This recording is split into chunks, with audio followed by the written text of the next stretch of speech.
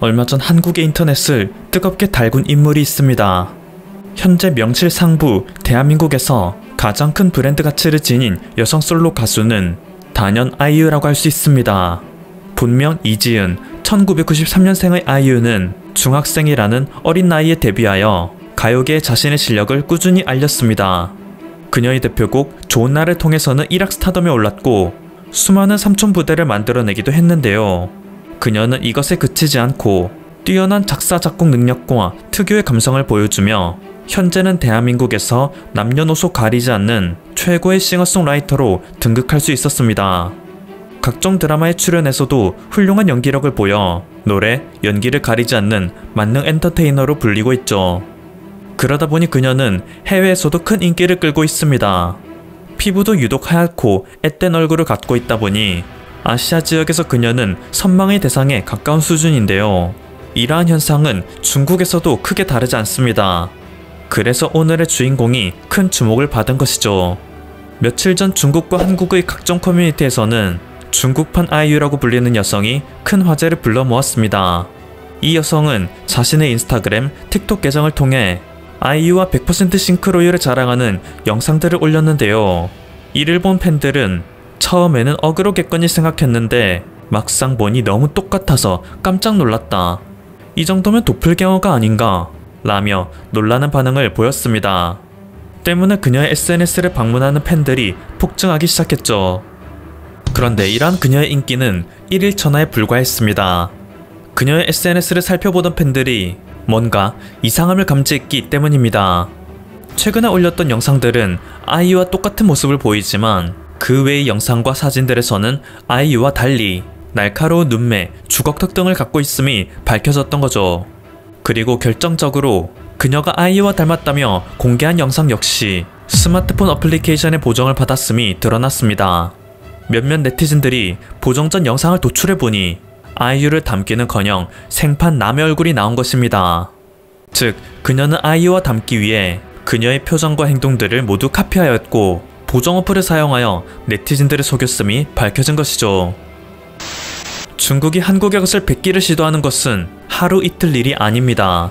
한국에서 잘 나가는 브랜드를 그대로 뺏겨 만든 브랜드가 중국에서 초대박을 터뜨리는 것이 흔한 일이 되었기 때문입니다. 심지어 얼마 전에는 중국 상표평심위원회가 자국 기업과 한국 기업과의 소송 분쟁에서 한국의 기업을 들어준 것이 큰 화제가 되었을 정도인데요. 지난 21일 전해진 바에 따르면 중국 상표평심위원회가 한국의 빙수 전문 프랜차이즈 업체 설빙이 제기한 중국 내 상표권 무효 소송에서 이례적으로 한국의 손을 들어주었다고 합니다. 중국의 설빙원소라는 기업은 한국 설빙의 대성공을 보고 설빙이라는 브랜드 로고를 그대로 카피한 채 중국 내 브랜드를 론칭하였습니다. 로고뿐만 아니라 각종 인기 메뉴, 그리고 카페 내부 구성과 진동벨의 디자인까지 그대로 뺏겨 중국 내 수백 개 이상의 매장을 열어 대박을 터뜨렸죠. 진동벨에는 코리안 디저트 카페라는 문구까지 적혀 있어 이를 본 한국인들은 기가 막힐 따름이었는데요. 사실 중국의 막무가내 브랜드 도둑질은 하루 이틀 일도 아니었기에 그저 중국이 중국했다 생각해야 한다는 의견이 중론이었습니다. 실제로 설빙이 중국 내에서 진행한 소송 역시 처음에는 네티즌들의 예상대로 흘러갔습니다. 설빙이 중국 내에서 문제점을 인지한 것은 2015년이었습니다. 이때 설빙은 중국의 현지 기업 A에게 가맹수업 운영권을 판매하는 형식으로 진출하려 했는데 이미 중국에는 설빙의 상표권을 등록한 B기업이 있었던 거죠. 이것만으로도 황당한데 더욱 황당한 일은 이후부터 벌어집니다. 설빙에게 가맹사업 운영권을 구매한 기업 A가 설빙을 향한 소송을 한 것입니다. 한국의 설빙이 상표권 관리를 제대로 안 한 탓에 우리가 영업을 하지 못하게 되었다.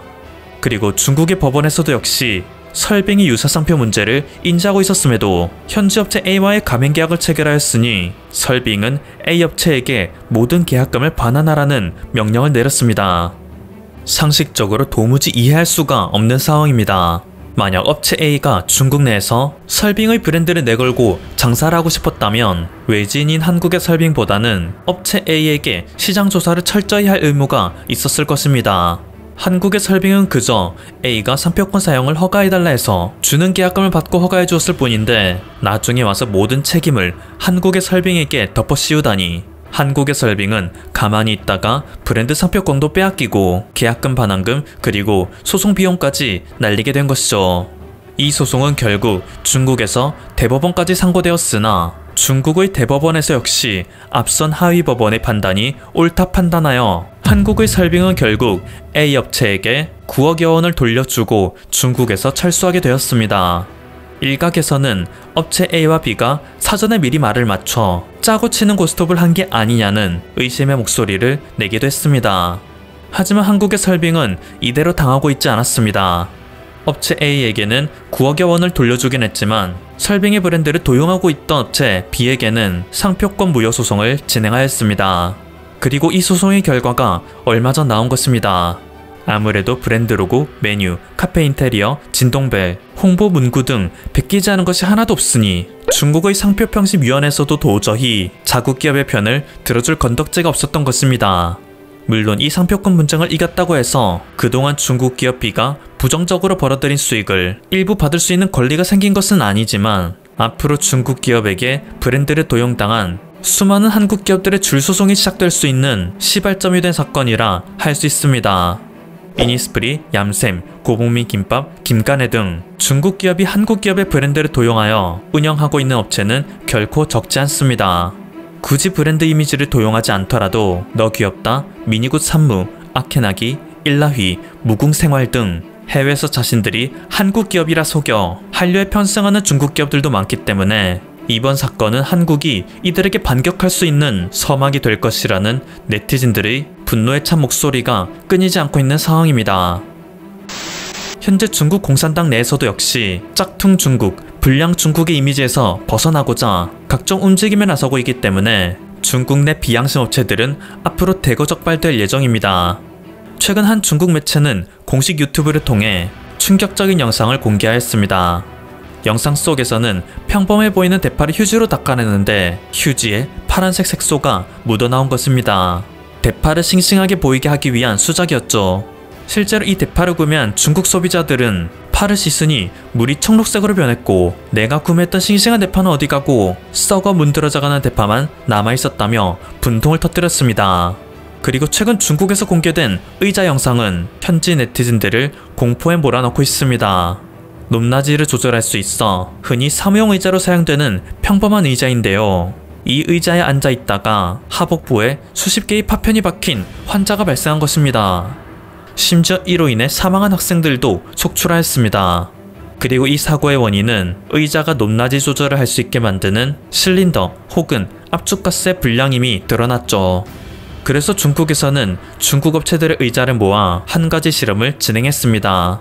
2층 건물에 올라가 1층에 있는 의자 위로 무거운 물건을 떨어뜨리는 실험이었습니다. 그리고 그 결과는 폭발이었습니다. 한국의 것을 베껴서 부당이득을 취하는 것만으로도 우리 입장에서는 충분히 화나는 일이라 할 수 있습니다. 그런데 이것에 더불어 제대로 된 제품도 만들지 못해 불량품이 속출하면서 해외에서는 한국 제품 행세를 하는 중국의 기업들 때문에 자칫하면 한국의 브랜드 이미지가 훼손될 수도 있습니다. 때문에 이런 상황을 알고 있는 한국의 네티즌들은 한국의 기업들이 중국에 대해 대대적인 소송을 진행해야 한다 목소리를 키우고 있는 것인데요. 단순히 한국의 역사, 문화, 음식뿐만 아니라 인물, 기업까지 중국의 것으로 만들려고 하는 중국에 대한 보다 체계적인 대응이 필요한 상황입니다. 한편 국내의 한 네티즌은 그나마 중국이 절대 빼앗을 수 없는 것이 있어 다행이다 라며 안도의 한숨을 내쉬기도 했습니다. 나란 말씀이 둥기게 달아. 나란 말씀이 중국과 달라.